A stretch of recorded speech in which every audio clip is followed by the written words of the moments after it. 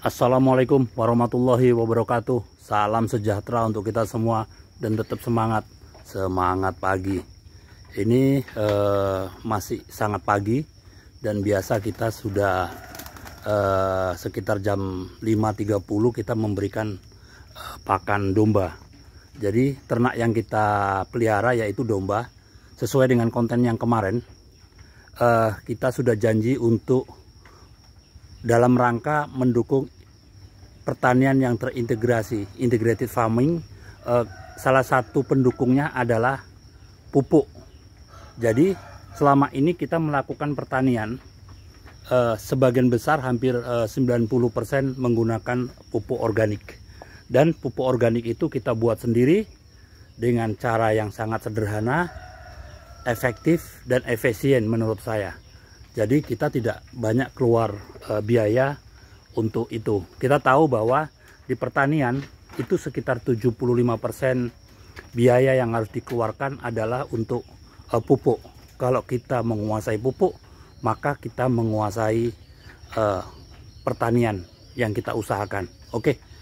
Jadi dalam rangka itu kita memproduksi sendiri pupuk organik. Bahan bakunya adalah limbah-limbah kandang dari domba. Dalam hal ini kita domba. Ini kandang ukurannya 2 kali 10 meter. Dan ini adalah full bambu. Full bambu, hanya palang bawahnya aja. Karena ini lantainya bambu, dan kalau palang bawahnya ini bambu, maka dia suka jepit bambunya. Maka di beberapa tempat kita menggunakan ada kayu ini 2 cm kali sekitar kali 6, 2 kali 6 cm ini. Tetapi tidak banyak, tapi yang lainnya adalah full bambu. Nah, sekarang yang kita bahas adalah proses pembuatan pupuk organik yang berbahan baku limbah domba yang efektif dan efisien. Nah, ini jadi syaratnya adalah yang pertama, karena kita langsung membuat pupuk organik di bawah kandang domba, maka diusahakan jarak antara lantai sama bagian bawah itu 1 meter. 1 meter. Kalau terlalu rendah nanti tumpukan limbah dari ternak domba itu ke atas, kemudian itu akan jaraknya terlalu dekat dengan lantai dan itu akan berpengaruh. Jadi sirkulasi udaranya juga kurang bagus. Jadi usahakan ini 1 meter dari lantai. Karena domba ini memang tidak dikeluarkan. Jadi di dalam kandang aja, hanya saat-saat tertentu aja 1-2 ekor yang dikeluarkan pada saat mau melahirkan dan setelah anak berumur kurang lebih 1 bulan untuk dinaikkan. Jadi kita kembali, ini domba kandang ukuran 1 meter. Kemudian biarkan limbah atau kotoran domba jatuh ke bawah. Oh ya, lantainya tanah aja, tidak perlu disemen. Kalau disemen dia kotoran cairnya maupun air tempiasan dari hujan dan lain-lain itu akan tergenang. Jadi biarkan lantainya di tanah. Kemudian sebelum limbah domba itu turun, jatuh, itu lantai dasarnya kita lapisi kurang lebih sekitar 10 cm dengan sekam. Jadi sekam penggilingan padi seperti ini yang kita siapkan. Nah, seperti ini kurang lebih 10 cm.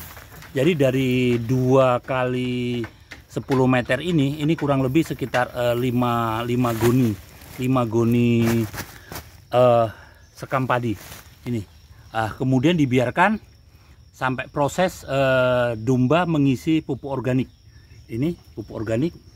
Jadi nanti akan tercampur. Contohnya ini bandotnya lagi buang air kecil. Kemudian dia akan tercampur antara kotoran padat dan kotoran cair. Kemudian ini putih-putih apa? Nah, ini hal yang kita harus perhatikan juga. Ini adalah kapur. Bisa kapur pertanian, kapur bangunan, hampir sama. Ini. Jadi saya lebih suka menggunakan kapur bangunan. Ini satu akan mengurangi kadar air. Yang kedua, dia memperkaya unsur hara.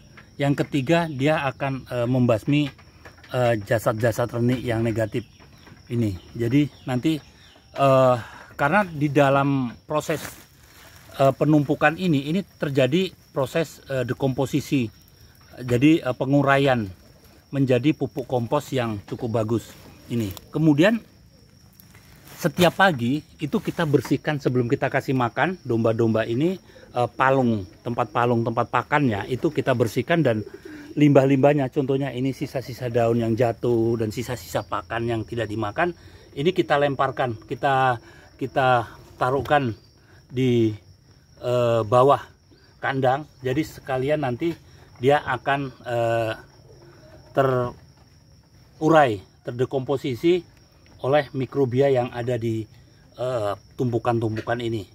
Kemudian ada tanda tanya, ada yang nanyakan apakah dalam proses ini menimbulkan bau. Nah ini dia.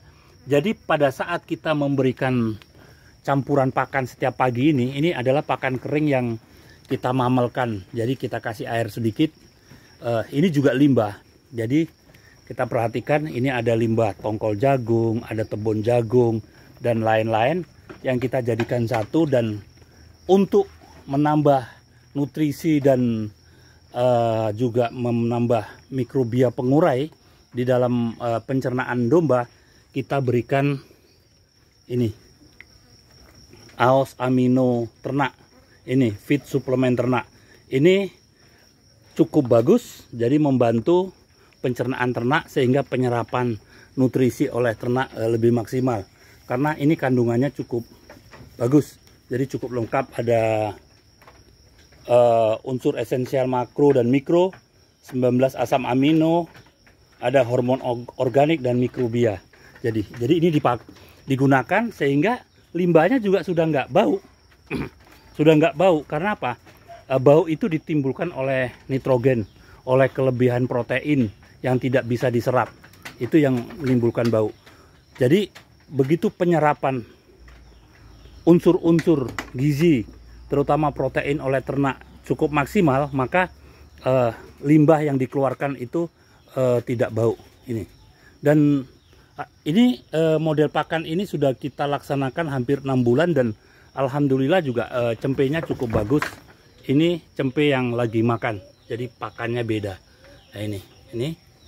Jadi kita kembali lagi ke kompos.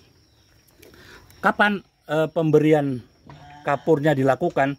Ini kapur diberikan 1 minggu sekali. 1 minggu sekali ditaburkan. Jadi dengan kandang luas 2 meter kali 10 meter, dan di sana juga ada kandang jantan, kurang lebih ada 6 ekor, dan ada kandang melahirkan. Ini jumlahnya cuma 5 kilo. Jadi 1 minggu sekali diberikan 5 kilo kapur dan ditaburkan secara merata ini. Dan apabila terjadi gundukan-gundukan, itu bisa kita ratakan dengan garbu seperti ini. Ini garbu. Nah ini kita bisa ratakan sehingga tidak terjadi penumpukan. Ini akan kita bongkar kurang lebih 1 bulan sekali, dan bisa langsung kita kita taburkan ke tanaman. Dan pengamatan kita dengan jumlah domba kurang lebih 28 ekor, kemudian kandang 2 kali 10 meter, setiap kita bongkar ini itu cukup untuk memupuk kurang lebih 63 pohon apokat dan kelengkeng.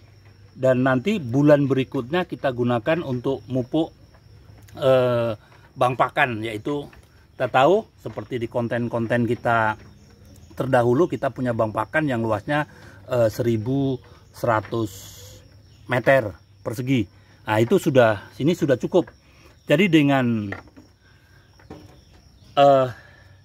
pelihara domba untuk menghasilkan pupuk organik, kemudian dari lahan kita bisa menghasilkan bang pakan hijauan dengan tanaman pokok apokat dan kelengkeng, maka ini akan terjadi integrated farming.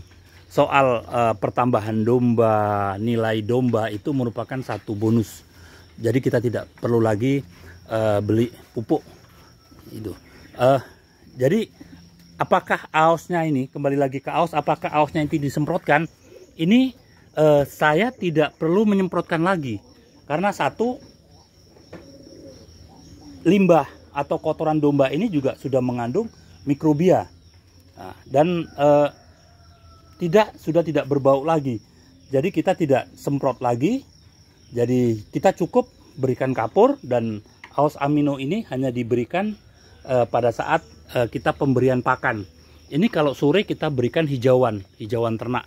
Jadi pakan hijauan seperti rumput odot, pacong, indigo vera, dan rumput-rumput liar lainnya. Ini kalau kita perhatikan kelahapannya ini. Nah, jadi kita merubah limbah menjadi rupiah. Limbah apa? Limbah kandang, limbah pertanian sebagai pakan domba.